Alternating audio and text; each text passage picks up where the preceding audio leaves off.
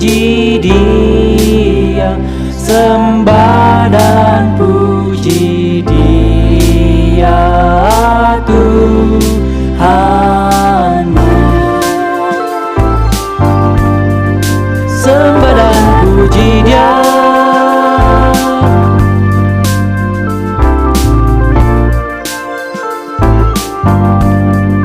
sembah dan puji Dia. Terang yang ilahi, Allah yang sejati telah turun menjadi manusia. Allah sendiri dalam rupa insan, sembah dan puji Dia, sembah dan puji Dia, sembah dan puji Dia Tuhanmu.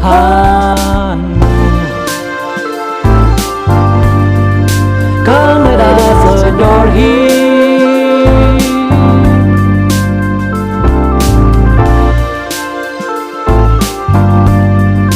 Come let us adore Him.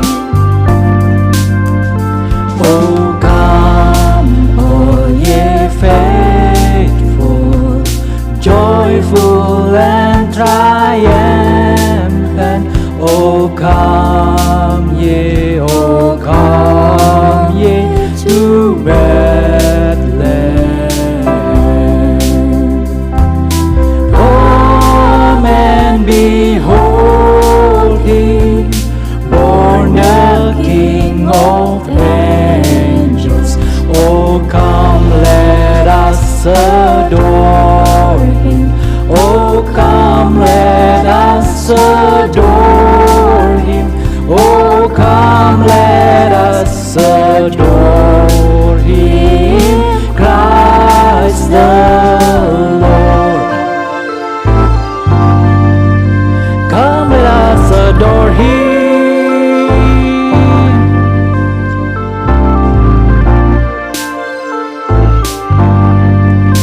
Come let us adore Him. Sembah dan puji Dia,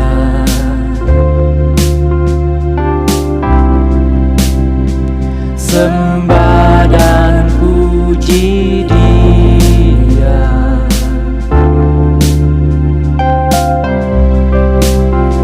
sembah dan puji Dia, sembah dan puji Dia, sembah dan puji Dia Tuhanku.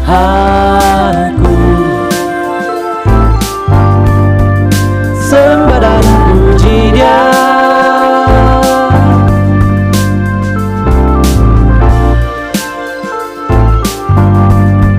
sembah dan puji Dia.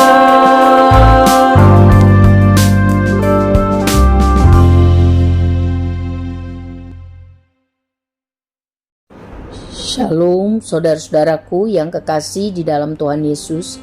Puji Tuhan, haleluya kalau kita masih hidup sampai hari ini. Minggu 24 Desember tahun 2023. Terima kasih buat kasih setia, kesabaran, kebaikan Tuhan Yesus bagi kita. Selamat ulang tahun kepada saudara-saudaraku yang ditambahkan usianya 1 tahun lagi. Doa saya supaya saudara sehat rohani dan jasmani, diberkati Tuhan dengan apa yang saudara kerjakan, sehingga bisa menjadi berkat bagi banyak orang demi kemuliaan nama Tuhan. Amin. Hari ini kita merayakan malam Natal. Semoga saudara semua sehat dan bergembira karena Tuhan. Amin. Kita akan mempelajari peristiwa malam Natal yang tercatat di dalam Lukas 2 ayat 8 sampai 20 sesuai arahan Persatuan Gereja Indonesia. Baiklah kita berdoa mohon berkat Tuhan. Bapa yang baik, terima kasih Tuhan Yesus. Kalau sampai hari ini Tuhan masih memberi kami kesempatan hidup, beribadah dan melayani Tuhan.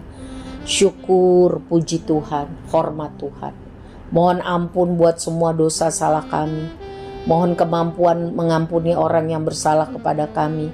Tuhan Yesus, kami mau mempelajari firman Tuhan. Mohon berkat Tuhan, agar kami mengerti dan dapat melakukan dalam hidup kami. Kami sungguh ingin menyenangkan hati Tuhan, mau menjadi pelaku firman. Mohon berkat Tuhan. Di dalam nama Tuhan Yesus kami berdoa. Amin. Saudara, mari kita buka Lukas 2 ayat 8 sampai 20. Lukas 2 ayat 8 sampai 20, kita dengar Alkitab bersuara. Tuhan Yesus memberkati. Pada waktu itu, Kaisar Agustus mengeluarkan suatu perintah, menyuruh mendaftarkan semua orang di seluruh dunia. Inilah pendaftaran yang pertama kali diadakan sewaktu Kirenius menjadi wali negeri di Syria. Maka pergilah semua orang mendaftarkan diri masing-masing di kotanya sendiri. Demikian juga Yusuf pergi dari kota Nazaret di Galilea ke Yudea, ke kota Daud yang bernama Bethlehem, karena ia berasal dari keluarga dan keturunan Daud, supaya didaftarkan bersama-sama dengan Maria, tunangannya yang sedang mengandung. Ketika mereka di situ, tibalah waktunya bagi Maria untuk bersalin, dan ia melahirkan seorang anak laki-laki, anaknya yang sulung. Lalu dibungkusnya dengan lampin dan dibaringkannya di dalam palungan, karena tidak ada tempat bagi mereka di rumah penginapan. Di daerah itu ada gembala-gembala yang tinggal di padang menjaga kawanan ternak mereka pada waktu malam. Tiba-tiba berdirilah seorang malaikat Tuhan di dekat mereka, dan kemuliaan Tuhan bersinar meliputi mereka dan mereka sangat ketakutan. Lalu kata malaikat itu kepada mereka, "Jangan takut, sebab sesungguhnya aku memberitakan kepadamu kesukaan besar untuk seluruh bangsa. Hari ini telah lahir bagimu juru selamat, yaitu Kristus, Tuhan, di kota Daud. Dan inilah tandanya bagimu. Kamu akan menjumpai seorang bayi dibungkus dengan lampin dan terbaring di dalam palungan." Dan tiba-tiba tampaklah bersama-sama dengan malaikat itu sejumlah besar bala tentara sorga yang memuji Allah. Katanya, "Kemuliaan bagi Allah di tempat tinggi, dan damai sejahtera di bumi, di antara manusia yang berkenan kepadanya." Setelah malaikat-malaikat itu meninggalkan mereka dan kembali ke sorga, gembala-gembala itu berkata seorang kepada yang lain, "Marilah kita pergi ke Bethlehem untuk melihat apa yang terjadi di sana, seperti yang diberitahukan Tuhan kepada kita." Lalu mereka cepat-cepat berangkat dan menjumpai Maria dan Yusuf dan bayi itu yang sedang berbaring di dalam palungan. Dan ketika mereka melihatnya, mereka memberitahukan apa yang telah dikatakan kepada mereka tentang anak itu.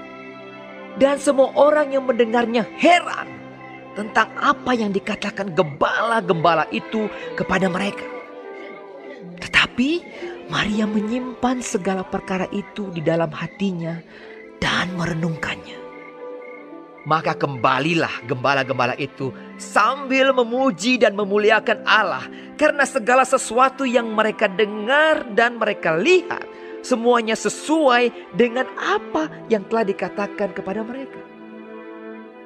Dan ketika genap 8 hari dan ia harus disunatkan, ia diberi nama Yesus, yaitu nama yang disebut oleh malaikat sebelum ia dikandung ibunya. Dan ketika genap waktu pentahiran, menurut hukum Taurat Musa, Mereka membawa dia ke Yerusalem untuk menyerahkannya kepada Tuhan. Seperti ada tertulis dalam hukum Tuhan, semua anak laki-laki sulung harus dikuduskan bagi Allah. Dan untuk mempersembahkan korban menurut apa yang difirmankan dalam hukum Tuhan, yaitu sepasang burung tekukur atau 2 ekor anak burung merpati. Adalah di Yerusalem seorang bernama Simeon. Ia seorang yang benar dan saleh yang menantikan penghiburan bagi Israel. Roh Kudus ada di atasnya, dan kepadanya telah dinyatakan oleh Roh Kudus bahwa ia tidak akan mati sebelum ia melihat Mesias, yaitu Dia yang diurapi Tuhan. Ia datang ke bait Allah oleh Roh Kudus. Ketika Yesus anak itu dibawa masuk oleh orang tuanya untuk melakukan kepadanya apa yang ditentukan hukum Taurat, ia menyambut anak itu dan menatangnya sambil memuji Allah. Katanya, "Sekarang Tuhan, biarkanlah hamba-Mu ini pergi dalam damai sejahtera, sesuai dengan firman-Mu. Sebab mataku telah melihat keselamatan yang daripada-Mu, yang telah Engkau sediakan di hadapan segala bangsa, yaitu terang yang menjadi penyataan bagi bangsa-bangsa lain, dan menjadi kemuliaan bagi umat-Mu Israel." Dan bapa serta ibunya amat heran akan segala apa yang dikatakan tentang dia. Lalu Simeon memberkati mereka dan berkata kepada Maria, ibu anak itu, "Sesungguhnya anak ini ditentukan untuk menjatuhkan atau membangkitkan banyak orang di Israel, dan untuk menjadi suatu tanda yang menimbulkan perbantahan, dan suatu pedang akan menembus jiwamu sendiri, supaya menjadi nyata pikiran hati banyak orang." Lagi pula di situ ada Hana, seorang nabi perempuan, anak Fanuel dari suku Asher. Ia sudah sangat lanjut umurnya. Sesudah kawin ia hidup 7 tahun lamanya bersama suaminya. Dan sekarang ia janda dan berumur 84 tahun. Ia tidak pernah meninggalkan bait Allah dan siang malam beribadah dengan berpuasa dan berdoa. Dan pada ketika itu juga datanglah ia ke situ dan mengucap syukur kepada Allah dan berbicara tentang anak itu kepada semua orang yang menantikan kelepasan untuk Yerusalem. Dan setelah selesai semua yang harus dilakukan menurut hukum Tuhan, kembalilah mereka ke kota kediamannya, yaitu kota Nazaret di Galilea. Anak itu bertambah besar dan menjadi kuat, penuh hikmat, dan kasih karunia Allah ada padanya. Tiap-tiap tahun orang tua Yesus pergi ke Yerusalem pada hari raya Paskah. Ketika Yesus telah berumur 12 tahun, pergilah mereka ke Yerusalem seperti yang lazim pada hari raya itu. Sehabis hari-hari perayaan itu, ketika mereka berjalan pulang, tinggallah Yesus di Yerusalem tanpa diketahui orang tuanya. Karena mereka menyangka bahwa ia ada di antara orang-orang seperjalanan mereka. Berjalanlah mereka sehari perjalanan jauhnya, lalu mencari dia di antara kaum keluarga dan kenalan mereka. Karena mereka tidak menemukan dia, kembalilah mereka ke Yerusalem sambil terus mencari dia. Sesudah 3 hari mereka menemukan dia dalam bait Allah. Ia sedang duduk di tengah-tengah alim ulama sambil mendengarkan mereka dan mengajukan pertanyaan-pertanyaan kepada mereka. Dan semua orang yang mendengar dia sangat heran akan kecerdasannya dan segala jawab yang diberikannya. Dan ketika orang tuanya melihat dia, tercenganglah mereka. Lalu kata ibunya kepadanya, "Nak, mengapakah engkau berbuat demikian terhadap kami? Bapamu dan aku dengan cemas mencari engkau." Jawabnya kepada mereka, "Mengapa kamu mencari aku? Tidakkah kamu tahu bahwa aku harus berada di dalam rumah Bapakku. Tetapi mereka tidak mengerti apa yang dikatakannya kepada mereka. Lalu ia pulang bersama-sama mereka ke Nazaret, dan ia tetap hidup dalam asuhan mereka. Dan ibunya menyimpan semua perkara itu di dalam hatinya. Dan Yesus makin bertambah besar dan bertambah hikmatnya dan besarnya, dan makin dikasihi oleh Allah dan manusia.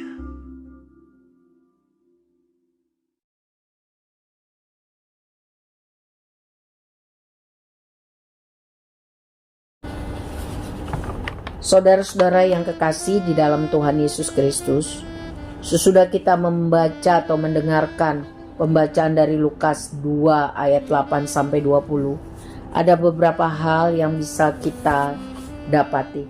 Yang pertama, kita tahu bahwa Tuhan ingin sekali dekat dengan manusia.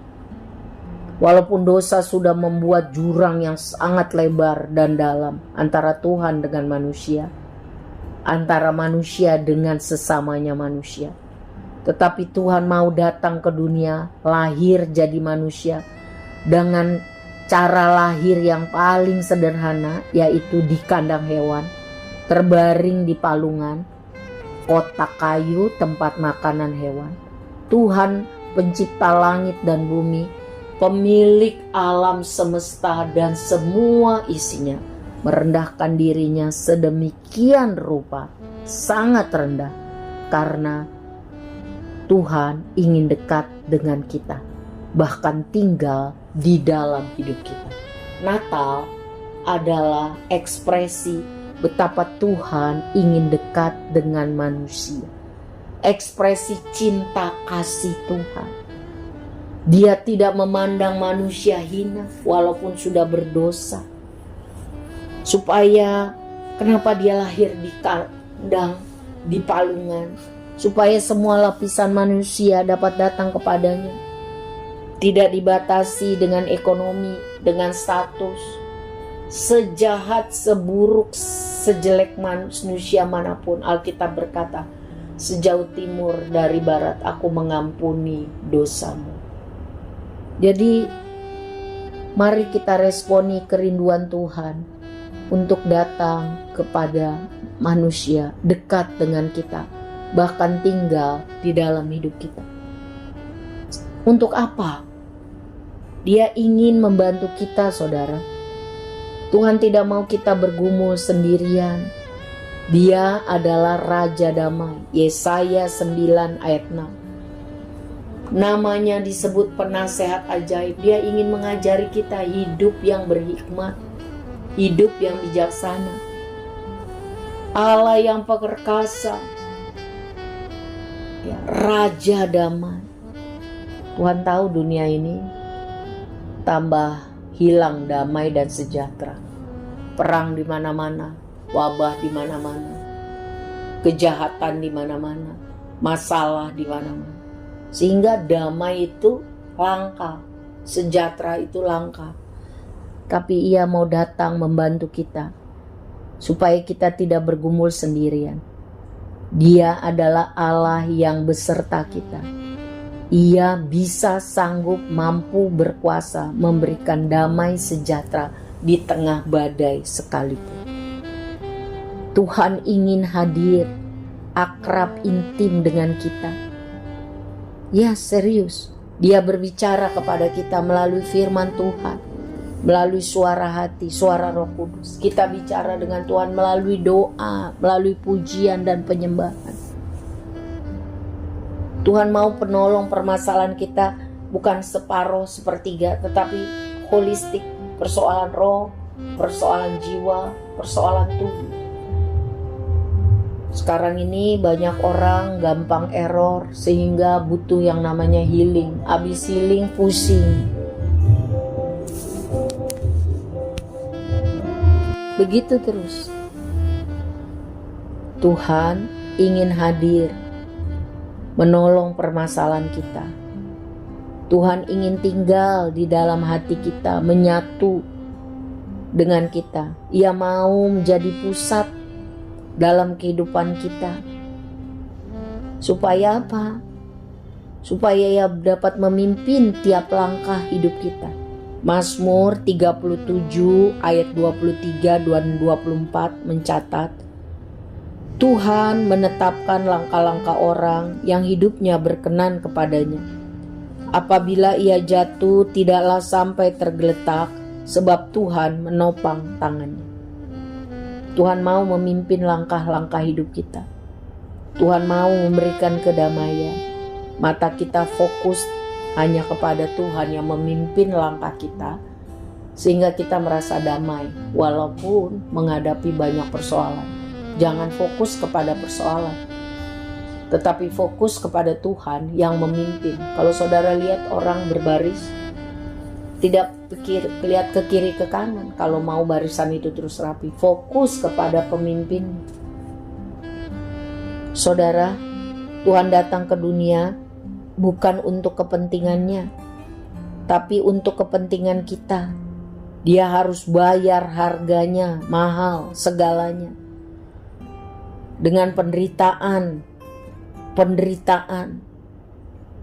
yang harus dibayar sampai mati di kayu salib. Sebelum mati ada prosesnya, penderitaan, sengsara, batin, roh, dan jiwa serta tubuh. Lalu dia bangkit karena dia Tuhan. Dia naik ke sorga menyediakan tempat bagi orang yang percaya, taat, dan setia. Dia akan datang kembali bukan sebagai bayi, tetapi Alkitab mencatat sebagai raja dan hakim yang adil. Dia bayar harganya itu semua. Kita menerimanya sebagai kasih karunia. Bagian kita adalah percaya sungguh dan taati firman-Nya. Saudara, sekarang musim pemilu. Para capres dan cawapres berusaha mengambil hati, mendekatkan diri, datang kepada masyarakat untuk apa? Untuk kepentingannya. Tetapi Tuhan datang buat siapa? Untuk kepentingan kita. Karena Tuhan tidak mau orang fasik binasa. Yang Tuhan kehendaki orang fasik bertobat dan diselamatkan. Karena begitu besar kasih Allah akan dunia ini, sehingga Ia telah mengaruniakan anaknya yang tunggal, supaya setiap orang yang percaya kepadanya tidak binasa, melainkan beroleh hidup yang kekal. Sebab Allah mengutus anaknya ke dalam dunia, bukan untuk menghakimi dunia, melainkan untuk menyelamatkannya oleh Dia. Barang siapa percaya kepadanya, ia tidak akan dihukum. Yohanes 3 ayat 16, 17 sampai 18. Jadi saudara, Tuhan datang ke dunia dengan cara yang sangat sederhana, merendahkan diri sedemikian rupa untuk merasakan apa yang kita rasakan. Pergumulan-pergumulan hidup, bahkan lebih daripada apa yang kita rasakan, semua penderitaan telah dialaminya. Dia mau mengambil semua penderitaan dan menggantikan dengan sukacita atau damai sejahtera. Sekali lagi, Natal adalah tanda, bukti, pernyataan bahwa Tuhan ingin dekat dengan saya dan saudara. Dan Dia mau tinggal di dalam kita. Sebab itu hargai, kasih Tuhan. Responi dengan positif. Buka hati, undang Tuhan untuk masuk, tinggal, dekat, akrab dengan kita. Terima Dia sebagai Tuhan dan Juru Selamat. Jadikan Dia pengatur dalam kehidupan, pemegang otoritas. Percayalah kepadanya, sebab di luar Yesus tidak ada jalan keselamatan. Iblis datang untuk mencuri damai sejahtera. Yesus datang untuk memberi damai sejahtera, hidup yang berkelimpahan. Iblis datang untuk membinasakan. Yesus datang memberikan hidup yang penuh dengan kelimpahan, hidup kekal bersama Tuhan. Mungkin di dunia ini sekarang kita banyak penderitaan, tetapi Ibrani mengatakan fokuslah kepada Tuhan. Ibrani 12 ayat 2. Fokus kepada Tuhan, Ia akan memimpin langkah-langkahmu. Ia akan memimpin langkah-langkahku. berdiri teguh, jangan goyah. Jerih payah kita di dalam Tuhan, Alkitab katakan, tidak sia-sia. Kalau saudara belum percaya bahwa Yesus adalah Tuhan Juru Selamat, berdoa sama Tuhan Yesus. Bilang, kalau benar Yesus engkau Tuhan Juru Selamat, nyatakan kepadaku. Baru aku percaya. Boleh, asal saudara sungguh-sungguh memintanya. Haus lapar untuk memperoleh petunjuk jalan kebenaran dan hidup. Jangan terlambat meminta. Kalau saudara sudah menerima Tuhan Yesus, tapi sekarang sedang ragu-ragu karena banyak hal, berdoa, minta ampun, dan responi panggilannya. Jangan seperti Herodes, jangan seperti imam besar, imam-imam yang tahu firman tapi tidak meresponi, no action, talk only. Atau seperti orang-orang di kota Bethlehem yang menolak, tidak ada tempat, penuh, tidak ada, menolak. Tidak meresponi, tidak melihat bahwa itu adalah anugerah. Sambut Yesus, sambut Yesus, buka hatimu. Walaupun penuh dengan kotor, dosa, dan salah, Tuhan tidak pernah tolak pergi orang yang hancur hati datang kepadanya. Itu yang pertama. Yang kedua, mari kita lihat respon gembala. Gembala adalah masyarakat dalam strata ekonomi yang paling rendah saat itu. Tetapi Tuhan melihat hati mereka. Mereka miskin di hadapan Tuhan. Sehingga Tuhan menyuruh malaikatnya datang dan mereka berbahagia. Waktu dikatakan malaikat, jangan takut. Karena mereka takut, tiba-tiba terang, padahal waktu itu adalah gelap. Dan mereka lihat ada malaikat, mereka takut. Jangan takut, sebab hari ini ada kesukaan besar, dikatakan. Ya. Aku bawa berita sukacita yang besar, yang belum pernah dikabarkan. Berita baik bagi segala bangsa. Juru selamat yaitu Mesias Tuhan malam ini telah lahir di Bethlehem, di kota Daud. Mereka ada di luar kota, di posisi di mana ada padang rumput. Bagaimana cara mengenali dia, Sang Mesias, Juru Selamat? Kalian akan menjumpai seorang bayi terbungkus dengan selimut, terbaring dalam palungan. Kalau bayi terbungkus selimut biasa, tapi kalau bayi terbaring dalam palungan, itu aneh bin ajaib. Mereka gembala, mereka tahu palungan itu adalah tempat makanan ternak. Jadi demikian rendahnya bayi itu dalam persiapan karena keadaan. Kaisar Agustus dalam skenario besar Tuhan menetapkan bahwa harus ada sensus penduduk dan semua orang harus kembali ke kota asalnya. Yusuf, anak Yakub, suami Maria, adalah orang yang lahir di Bethlehem. Jadi dia harus pulang ke sana. Sehingga firman Tuhan digenapi di dalam Mika, di dalam firman Tuhan perjanjian lama, bahwa Bethlehem kota kecil, tetapi engkau akan menjadi ternama sampai hari ini. Apalagi sebelum terjadi perang di Palestina, orang datang ke sana berziarah, melihat tempat kelahiran Yesus Kristus ternama. Jadi firman Tuhan itu digenapi pasti, percaya atau tidak, pasti digenapi. Sebab itu lebih baik percaya. Ya, seperti gembala-gembala itu, mereka segera datang ke kandang untuk melihat Maria, Yusuf dan bayi itu. Ya. Kemuliaan bagi Allah di tempat yang tertinggi dan damai di bumi bagi semua orang yang menyukakan hati Tuhan, yang berkenan kepada Tuhan. Dikatakan di firman Allah yang hidup, hendaklah tiap orang berbahagia dan merasa tenang dalam perlindungan Tuhan. Itu yang dikatakan malaikat. Gembala itu segera meresponinya. Mari kita pergi ke Bethlehem. Mari kita lihat keajaiban yang telah terjadi, seperti yang sudah diberitakan Tuhan kepada kita. Lalu mereka cepat-cepat berangkat ke sana dan melihat bayi itu berbaring dalam palungan. Gembala-gembala itu, lihat ayat 17, menceritakan apa yang telah terjadi, apa yang dikatakan malaikat tentang anak itu. Gembala itu respon dengan positif, cepat, tidak cuma ngomong tanpa bertindak. Mereka merespon dan mereka melihat kemuliaan Allah.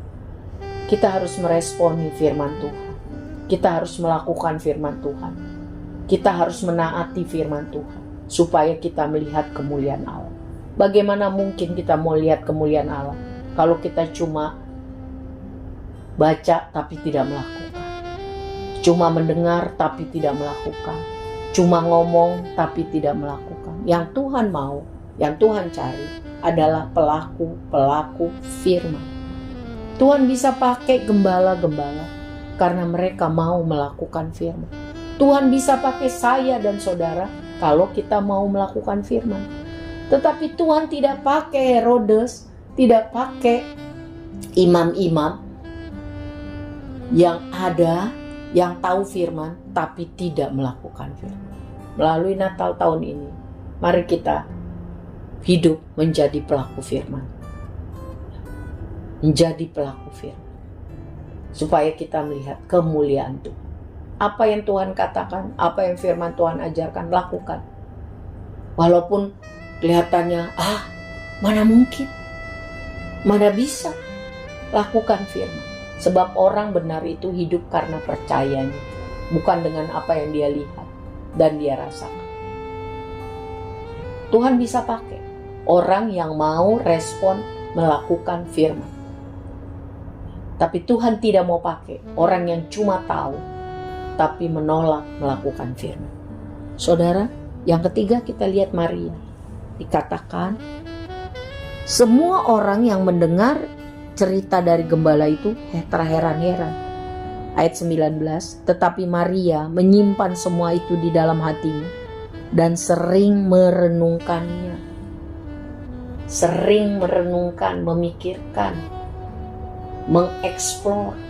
Walaupun banyak yang gak dia ngerti, banyak perkara yang tak dapat ku mengerti. Dia merencanakan untuk menikah karena dia sudah bertunangan. Tiba-tiba Gabriel datang, dibilang kau akan mengandung seorang bayi laki-laki. Dia bilang mana mungkin, aku belum bersuami.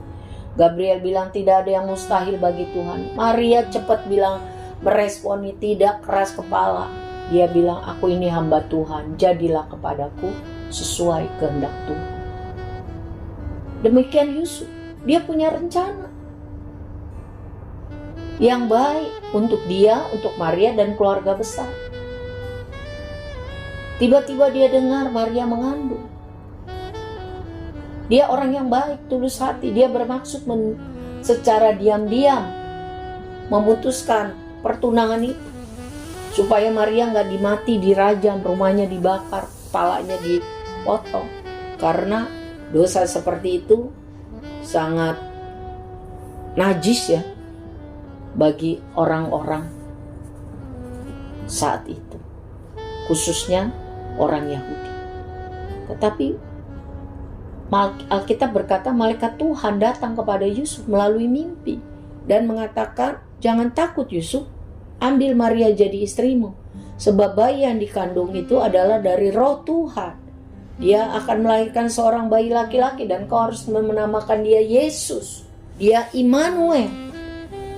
Yusuf bangun tidur, dia segera melakukan firman. Maria dan Yusuf adalah pasangan yang sepadan. Mereka taat melakukan firman, walaupun gak ngerti, walaupun di luar skenario kehidupan. Mereka taat melakukan firman. Mari kita contoh kehidupan Maria. Menyimpan semuanya itu di dalam hati dan sering merenungkan. Sehingga apa? Imannya bertumbuh, karakternya bertumbuh, hikmatnya bertumbuh, menghadapi persoalan, menghadapi kenyataan, gak jadi galau. Karena apa? Merenungkan rencana Tuhan, merenungkan firman Tuhan. Iman bertumbuh dari mendengar firman Tuhan, merenungkan firman Tuhan siang dan malam. Ku renungkan firman-Mu siang dan malam ku pegang firman-Mu, perintah-Mu, dan ku lakukan. Engkau tahu ya Tuhan, tujuan hidupku hanyalah untuk menyenangkan hati-Mu. Maria tidak berpikir untuk menyenangkan dirinya, tapi dia berpikir untuk menyenangkan hati Tuhan. Karena aku ini hamba-Mu Tuhan, jadilah kepadaku sesuai kehendak-Mu. Luar biasa. Mari kita contoh hal baik seperti ini. Ayat 20. Kemudian gembala itu kembali kepada domba mereka di padang. Mereka memuji Allah karena telah mendapat kunjungan dari para malaikat dan telah melihat anak itu seperti yang telah diberitakan malaikat kepada mereka. Orang yang berjumpa dengan hadirat Allah pasti beda.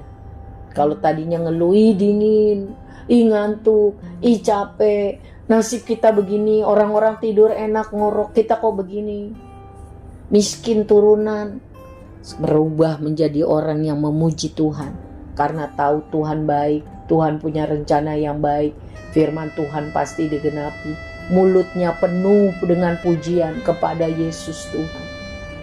Sepanjang hari penuh dengan penghormatan kepada Yesus Tuhan. Tidak ngeluh, ngomel, merajuk, ngambek, putus asa. Enggak, tidak paling sayang diri. Aduh kasihan, kenapa nasibku begini, hidupku yang sengsara. Tidak, memuji Tuhan. Semoga melalui inti pelajarannya dapat kita cermati dari Lukas 2 ayat 8-20 ini, kita bertumbuh di dalam pengenalan akan Tuhan. Natal adalah cara Tuhan mengatakan bahwa Ia ingin dekat, akrab, intim, tinggal dalam hidup kita. Responi dengan positif. Undang Dia, terima Dia. Natal juga mengajarkan kita untuk dengar firman Tuhan dan lakukan. Percaya kepada Tuhan dengan segenap hati dan jangan bersandar kepada pengertian sendiri. Natal juga mengajarkan kita untuk menceritakan kabar baik. Karena banyak orang di luar sana belum pernah tahu bahwa jalan keselamatan dan hidup hanya di dalam Yesus Kristus Tuhan. Jadilah seperti gembala yang menceritakan kabar baik ini. Jadilah seperti gembala sesudah berjumpa dengan Yesus, tidak lagi mengeluh, tidak lagi takut, tetapi bergembira karena Tuhan, memuji-muji Tuhan, supaya orang lihat, kok kamu susah bisa memuji Tuhan, kok keadaan kamu begitu, kok bisa bersuka cita. Kita bisa bilang, karena kami sudah berjumpa dengan Tuhan, karena kami percaya firman Tuhan, karena Tuhan baik dan selalu bisa diandalkan.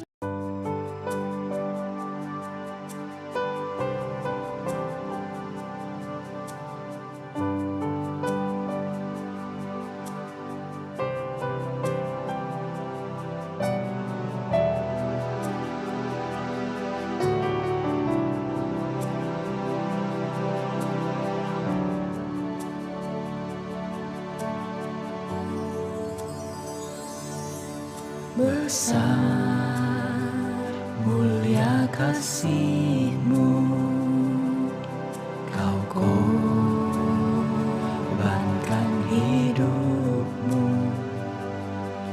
curahkan darah-Mu sebagai ganti dosaku. Kau berikan harapan di dalam kesesakan. Agunglah perbuatan-Mu, Yesus Tuhan penebusku, karena kasih-Mu yang selamatkanku, menyucikan dan menebus hidupku. Ku naikkan syukur buat pengorbananmu, Maha mulia dan terindah Kau Yesus.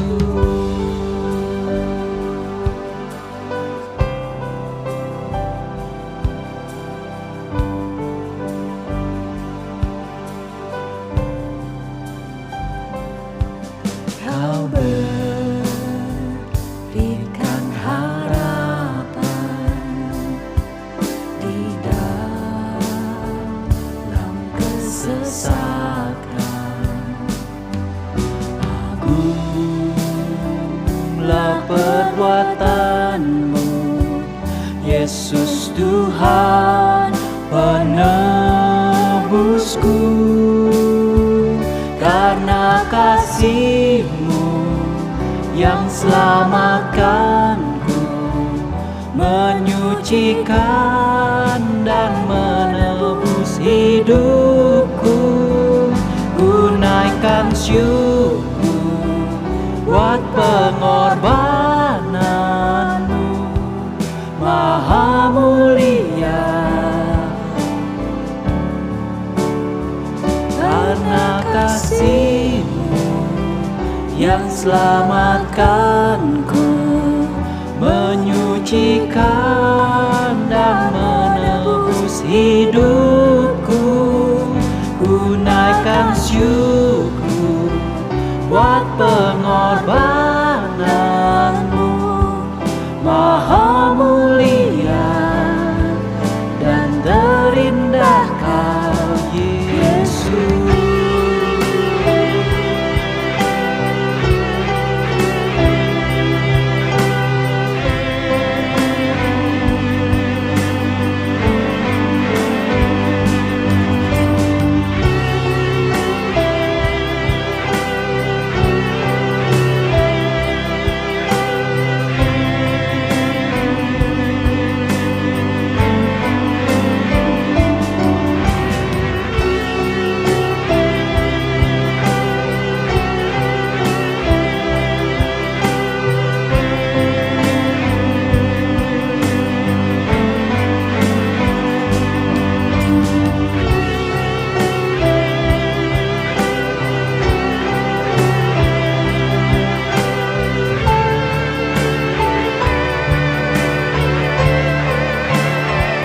Karena kasih-Mu yang selamatkanku, menyucikan dan menebus hidupku. Ku naikkan syukur buat pengorbananmu, Maha mulia.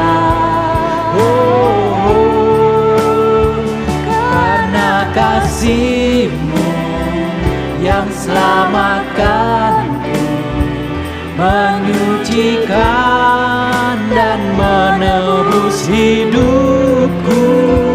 Ku naikkan syukur buat pengorbananmu, Maha mulia dan terindah Kau Yesus.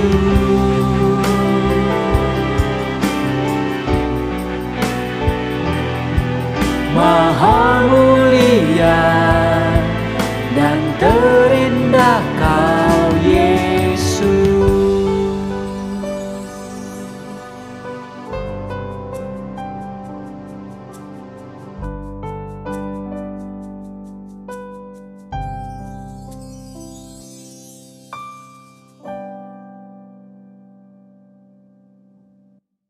Amin. Mari kita berdoa. Tuhan Yesus, terima kasih kami sudah mempelajari firman Tuhan. Tolong kami mengerti dan dapat melakukan. Mohon berkat Tuhan untuk semua yang mendengar. Damai sejahtera Tuhan yang melampaui segala akal menguasai roh, jiwa, tubuh kami. Angkatlah tangan saudara, terimalah berkat dari Tuhan Yesus. Kasih Allah Bapa yang sempurna, cinta Tuhan Yesus yang kekal, persekutuan manis dengan Roh Kudus memampukan saya dan saudara menjadi pelaku firman. Di dalam nama Tuhan Yesus, mari kita katakan amin. Selamat merayakan Natal. Tuhan Yesus mengasihi kita. Tuhan Yesus baik. Amin.